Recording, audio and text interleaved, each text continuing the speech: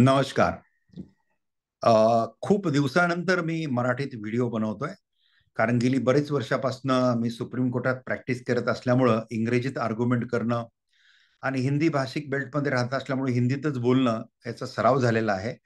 पण मी हा व्हिडिओ खास याच्यासाठी बनवला, की जे हिंदी कंपल्सरी पहिलीपासून केलेलं आहे, त्याच्या विरोधात आपल्या महाराष्ट्रामध्ये काही लोक आवाज उठवत आहेत. स्पेसिफिकली माझे आवडते नेते राज ठाकरे यांनी त्याच्या विरोधात आवाज उठवलेला आहे.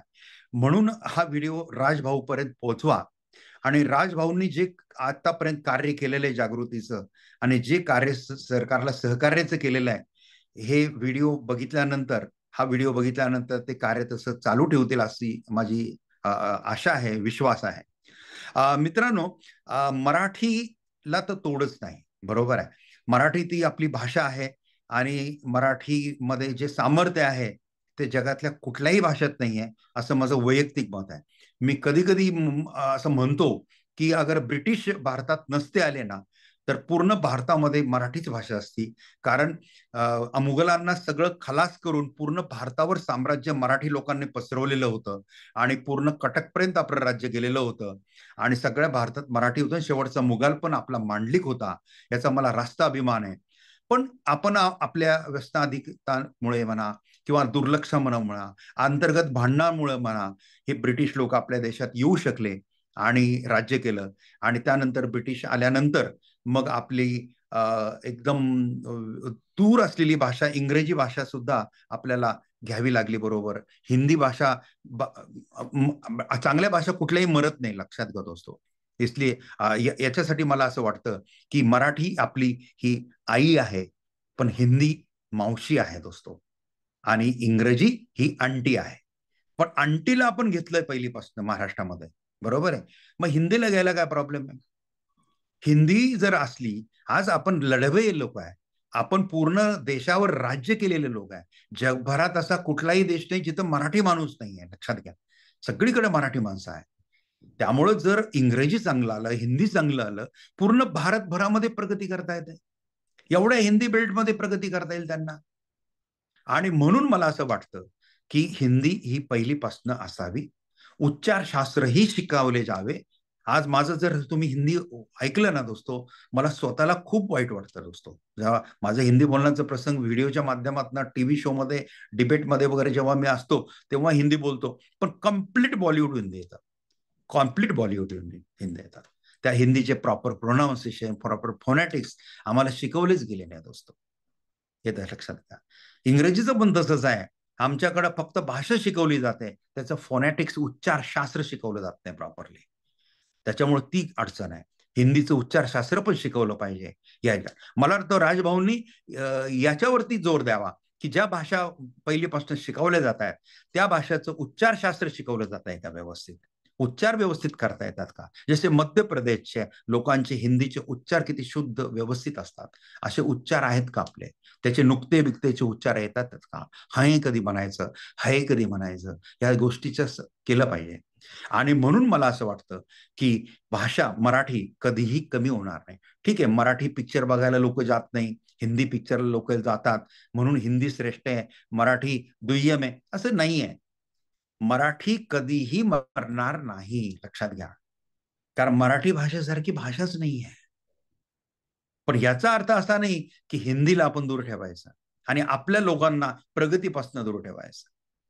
हिंदी आपण आली पाहिजे, इंग्रजी पण आली पाहिजे. इंग्रजी सुद्धा आपली अंटी आहे. आता जागतिक प्रगतीसाठी इंग्रजीची कास धरणं गरजेचं आहे. याच्या उलट मी असं म्हणेल की आपल्या महाराष्ट्राच्या अभ्यासक्रमामध्ये या तीन भाषा, संस्कृत भाषा, ह्या टप्प्याटप्प्याने ते यायलाच पाहिजे. या तीन भाषा पण यायला पाहिजे. याच्या बरोबर काही काही इयत्तांमध्ये आपली तमिळ, कन्नड ह्या भाषा सुद्धा घेण्याची, शिकण्याची सोय आपण करून दिली पाहिजे. आज तमिळ ही भारतातली सगळ्यात पुराणी भाषा आहे. माफ करा हिंदी शब्दाला, सगळ्यात जुनी भाषा आहे. लक्षात घ्या, तमिळ भाषा जे जबरदस्त सामर्थ्य आहे. तमिळ माणसाचं कल्चर जर तुम्ही बघितलं ना, ही accepted English without English culture. मी तमिळनाडूमध्ये, पूर्ण तमिळनाडूमध्ये कॉलेजेसमध्ये एकीकडे भाषण दिलेले आहेत आणि त्या भाषण देताना मला एक लक्षात आलेलं आहे की कुठल्याही कॉलेजमध्ये, इंजिनिअरिंग कॉलेजमध्ये गेलेलो आहे मी MBA कॉलेजेसमध्ये गेलेलो आहे आणि तिथं मला कुठल्याही कॉलेजेसमध्ये जीन पॅन्ट आणि टी शर्ट घातलेली मुलगी दिसली नाही, बॉबकट असलेली मुलगी दिसली नाही. कंप्लीट भारतीय पोशाखात पूर्ण वेण्या वगैरे घालणं, पण इंग्रजी मात्र सगळ्यात उत्तम तीच लोक बोलतात. They accepted English without English culture. हे मी बघितलेलं आहे. आणि म्हणून ह्या भाषा पण आपल्याला यायला पाहिजे. बरं, लक्षात घ्या. म्हणून मला राजभाऊ तुम्हाला विनंती करायची आहे की तुम्ही सरकारला सपोर्ट द्या आणि पहिलीपासनं हिंदी उच्चारशास्त्रासह यायला पाहिजे, इंग्रजी सुद्धा उच्चारशास्त्रासह यायला पाहिजे आणि मराठी सुद्धा उच्चारशास्त्र यायला पाहिजे. का मराठी तुमच्यासारखी बाकी लोक नाही बोलू शकत? तुम्ही सुंदर मराठी बोलता, तुम्ही उत्तम मराठी बोलता. नंतर आपले उद्धव ठाकरे पण उत्तम मराठी बोलतात, बाळासाहेब पण उत्तम मराठी बोलत होते, तुमचे वडील श्रीकांतजी पण उत्तम मराठी बोलत होते. बरोबर, हे सगळे लोक मराठी उत्तम बोलत होते. मग अशी उत्तम मराठी खेड्यातल्या लोकांना का येऊ नये? का खेड्यातल्या लोकांनी ग्रामीण मराठी बोलावी? का खानदेशच्या लोकांनी वेगळी मराठी बोलावी? का विदर्भाच्या लोकांनी मराठी बोलावी, वेगळी मराठी बोलावी? पुणेरी मराठी सगळ्यांनी का बोलू नये? कारण उच्चारशास्त्र शिकवलं जात नाही प्रॉपर. आणि म्हणून राजभाऊ आपल्याला थोडंसं ही मुवमेंट बदलावी लागणार आहे आणि आपल्याला उच्चारशास्त्रावरती, क्वालिटी एज्युकेशनवरती, ज्या नगरपालिकेच्या शाळा आहे त्या नगरपालिकेच्या शाळेतनं सुद्धा मेरिटमध्ये विद्यार्थी यायला पाहिजे, त्या शाळेतनं सुद्धा चमकायला विद्यार्थी पाहिजे. याच्यासाठी आपण आपल्या पक्षाच्या काही समिती तयार केल्या आणि याचा एक दबाव जर सरकारवर आला आणि त्या पर्टिक्युलर शिक्षकांवर आला क्वालिटी एज्युकेशनसाठी, तर निश्चित महाराष्ट्र नंबर 1ला आहे. तो महाराष्ट्र नंबर 1ला राहील आणि नंबर नेहमी पुढे प्रगतीवरच राहील. एवढंच मला बोलायचं आहे.